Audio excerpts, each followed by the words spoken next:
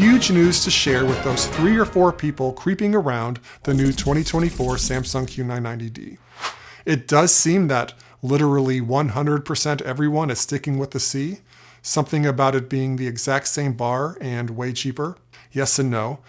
I've been suggesting that the Q990D may get a serious potential sound ceiling upgrade based on its somewhat ambiguous advertised relationship with the Samsung Music Frame, which I predict could act as stereo speakers up front, improving and widening the TV's Q-SYMPHONY sound, while simultaneously harmonizing with the Q990D sound, really going beyond my very expensive illegal Sonos setup by making it official, legal, purposefully coordinating the music frames into the sound mix.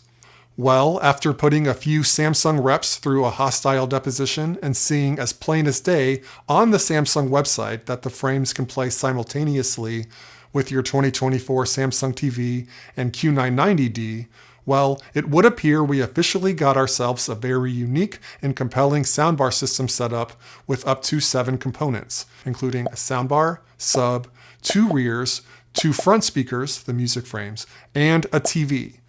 Other than the Nakamichi Shockwave Ultra 9.2.4 with eARC, this count is unmatched, and I would definitely put that system in a different class than what we're talking about here. The official cheapest retail price for all this right now is... well, that's awkward, but the price will go down as the less expensive 2024 and up TVs are introduced, and the Q990D and music frame price drops. Gonna jump in late with a clarification. For the soundbar, TV, and music frames to coordinate, both the soundbar and TV need to be model year 2024 variants. There are 4 2024 soundbar systems, but only the Q910D and the Q990D have rear surrounds for that juicy wide separation in the back and front. As you might expect, I am acquiring the pieces I need to review the full system. Look for my Q990D review, which will also include the full music frame assessment in the coming weeks. One thing I want to do in this review is settle whether the D alone sounds any different than the C, as I have both in-house for some dumb reason. Let's uncover the quantity of nonsense Samsung is trying to get away with.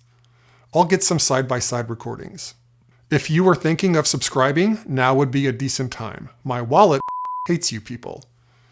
It's a sassy wallet. So much respect. Anyway, since we're all here, I might as well offer up a short music frame buyer's guide, now that the beans have been spilled. It's a 14 by 14 by 2 inch speaker, that's including the bezels, with an 8 by 8 inch photo insert. So art options include, put in your own picture already, a custom art panel with your own art using marple.com, and buying Samsung's curated art that will be available at some point but will vary by region. They definitely want you swapping out the outside borders as you can with the TV frame. These alternative borders do not appear to be on the website at the time of this recording. The music frame comes with both a stand and a wall mounting kit. It's an elaborated 120 watt 2.0 channel speaker with 6 sound makers, 2 woofers pointing backwards, and 2 mid-range woofers and 2 tweeters pointing forward, though hidden behind the picture stuff. The wireless connection options are plentiful, same as the Q990D, so Bluetooth 5.2, AirPlay 2, Chromecast, Tidal Connect, Spotify Connect, Alexa built-in, Bixby built-in, I think they're still looking for the first user on that one, and is works with Google compatible. As the music frame is an Atmos-enabled speaker, it does support Atmos tracks. The 2 wireless technologies that transfer Atmos tracks on the music frame are Chromecast and Tidal Connect. Spotify doesn't offer Atmos tracks, and neither Bluetooth nor AirPlay are Atmos compatible. There aren't any controls on the music frame, but you can control it with the SmartThings app and Samsung's Universal Remote. The remote is included, even though it's not spelled out here. I'm not yet certain what settings are made unavailable when the frame is paired with the TV. To be determined. There are 2 sound modes, Adaptive Sound Music, the one that adjusts the EQ DSP settings to fit the style of music, and Standard. It comes with Active Voice Amplifier, Samsung's AI voice enhancement tech, and Night Mode, amongst a few other settings. I would expect an equalizer for additional sound crafting. This photo supports my hypothesis. The music frame is part of the SpaceFit SoundPro ecosystem that, with a built-in mic, analyzes the room acoustics and tailors the sound, including the bass response, accordingly. Samsung also included its patented three-way stereo wide-range speaker technology that is advertised as outputting a balanced sound anywhere in the room. How the frames can be used is not 100% obvious. You can use them as a single speaker, check. A single music frame can be used for TV sound output. Q-SYMPHONY is not part of this equation. You can do it with your TV's Bluetooth out. Lots of TVs can do this, not just Samsung. Or you can connect via a Wi-Fi connection with your Wi-Fi audio out enabled Samsung TV, introduced in higher-end model year 22 models, which supports wireless Atmos playback. If you want to pair a single frame, it can act as a subwoofer, though I'm not exactly sure how that works. It probably involves a universal or EQ adjustment of sorts.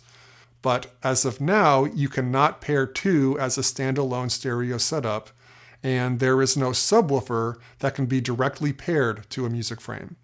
All other uses require a 2024 Samsung TV with Q-SYMPHONY. If you buy two music frames, you can use them as a rear speaker pair or front speaker pair, the latter being the use case I'm interested in.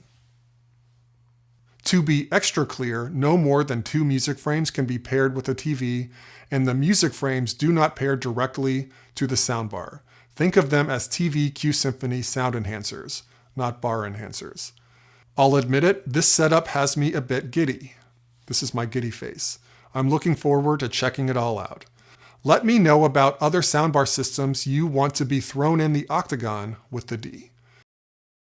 I want to use this new setup for a new non-tech channel I'm hoping to launch with my name on it that may incidentally touch on technology, but is really meant to take part in what I like to call the big conversation. So morality, theology, culture, universally relevant topics that attempts to explore meaning in those metaphysical forces that animate us for good and bad. Simple stuff like that. I do predict a train derailment with a thermal event based on how my first video is shaping up, which isn't up yet, but that's the exact kind of fun that revs my motor. I like talking soundbars with you, but after 4 years of taking pictures of soundbar ports, I really need an outlet where I can more broadly share my smart thoughts on video with a blurry background. Anyway, thanks for watching. Please comment and help me reach my 40,000 sub goal by 2025 so that when people ask me how my channel's doing, they look moderately surprised. Thanks for watching. Catch you on the next one.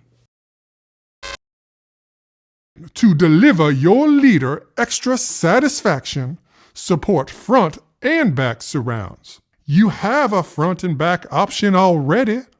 Is it so hard to do both at the same time, giving me a proper front soundstage? Go on now and sell the front surrounds separately and make them expensive to pillage my most compulsive subject.